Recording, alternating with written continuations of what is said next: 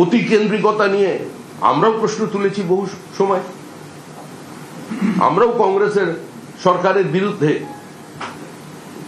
80 দশকে করেছি, তার আগে আমাদের পূর্বসূরি ভারতীয় জনসংঘের নেতারা করেছেন। কিন্তু কেন্দ্র রাজ্য সম্পর্ক নিয়ে সেখানে কোনো বিতর্ক তৈরি হতে পারে। আমি কেন্দ্রীয় সরকারের রীতি নীতির সমালোচনা করতে পারি, সেই অধিকার কোন রাজ্যের মুখ্যমন্ত্রীর আছে। সেই অধিকার রাজ্যের বিরোধী অবস্থানে থাকা কোন রাজনৈতিক নেতা কর্মীর আছে। কিন্তু সরকার যেখানে পরিচালনা করছে, সরকার তো দলের হয় না, সরকার তো পশ্চিমবঙ্গ সরকার, সরকার তো রাজ্য সরকার।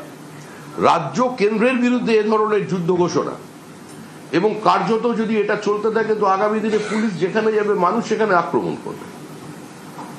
তো সারা এ তো ছড়িয়ে পড়বে দাবানলের মধ্যে চারিদিকে।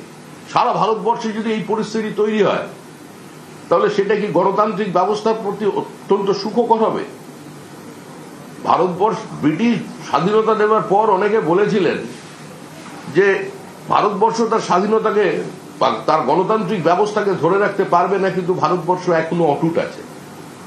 আমাদের সঙ্গে সঙ্গে যে সমস্ত রাষ্ট্র কলোনিয়ালিজম থেকে মুক্তি হয়েছিল, ব্রিটিশ সাম্রাজ্যবাদের কাছ থেকে মুক্ত হয়েছিল, কার্যত সেখানে কোনো জায়গায় গণতন্ত্র নেই, গণতান্ত্রিক ব্যবস্থা নেই। পাকিস্তানের কোন রাষ্ট্রপতি 5 বছর ক্ষমতায় টিকে থাকতে পারেন না, রাষ্ট্রপ্রধান আক্রান্ত হয়, মারা যায়, তাদের জেলবন্দি করে দেয়া হয়। কিন্তু সেই পরিস্থিতি তো ভারতবর্ষে নেই। আজকে তৃণমূল কংগ্রেস যে সংস্কৃতির জন্ম দিল, ইডির অফিসে হামলা করে, ফাইল ছিনতাই করে, এবং পুলিশ সেগুলোকে হাতে নিয়ে চলে গেল, সেখানে গাড়ির নাম্বার প্লেট বদল হয়ে গেল, এবং তারপর ইডির বিরুদ্ধে মামলা হলো, যেভাবে মামলা হয়েছিল শাহজাহানের ঘটনায়, যেভাবে মামলা হয়েছিল শঙ্করাঢ্যর ঘটনায়। কিন্তু পরিণতি কি? পরিণতি হলো প্রত্যেকটা মামলায় স্টে দিয়ে দেওয়া হলো, এবং ভিডিও ফুটেজ যা তারা সেখান থেকে বাজেয়াপ্ত করেছে কলকাতা পুলিশ, সেগুলোকে সংরক্ষণের কথা বলা হলো। আমি জানি না এই সংরক্ষণ আবার ওএমআর শিটের সংরক্ষণ হবে কিনা ভবিষ্যতে, কিন্তু আপাতত যেটা হয়েছে মহামান্য আদালত, তাতে আমরা খুশি।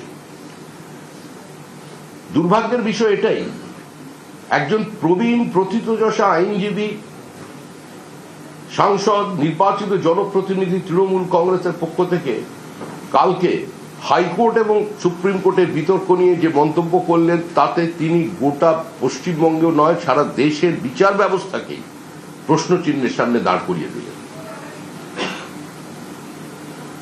আগের দিনে যে আক্রমণটা ছিল ইডির ওপরে, ওটা ইডির ওপরে আক্রমণ ছিল না, আক্রমণ ছিল ভারতীয় সংবিধানের ওপরে, ভারতীয় যুক্তরাষ্ট্রীয় ব্যবস্থার ওপরে, স্বচ্ছ প্রশাসনিক প্রক্রিয়ার ওপরে।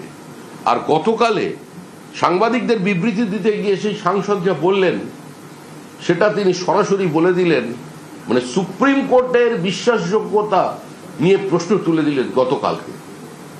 তাহলে আমরা আমাদের এখানে কোন সাংবিধানিক ব্যবস্থার মধ্যে আমরা বসবাস করছি, যেখানে কার্যত গণতান্ত্রিক ব্যবস্থাকে ভেঙে গুঁড়িয়ে দেওয়া হয়েছে, মানুষের ছোট ছোট প্রতিবাদগুলোকে পর্যন্ত বাজেয়াপ্ত করা হয়েছে, যে কোনো আন্দোলনকে রক্তাক্ত ক্ষতবিক্ষত করা হয়েছে, যেখানে সংবাদ মাধ্যম আক্রান্ত, যেখানে বিচার ব্যবস্থা, বিচারপতিরা আক্রান্ত, যেখানে প্রত্যেকটি প্রতিবাদ কার্যত আক্রান্ত, যেখানে রাষ্ট্রপতির প্রতিনিধি রাজ্যপাল, তিনি ভাষা সন্ত্রাসের শিকার, তিনিও এক ধরনের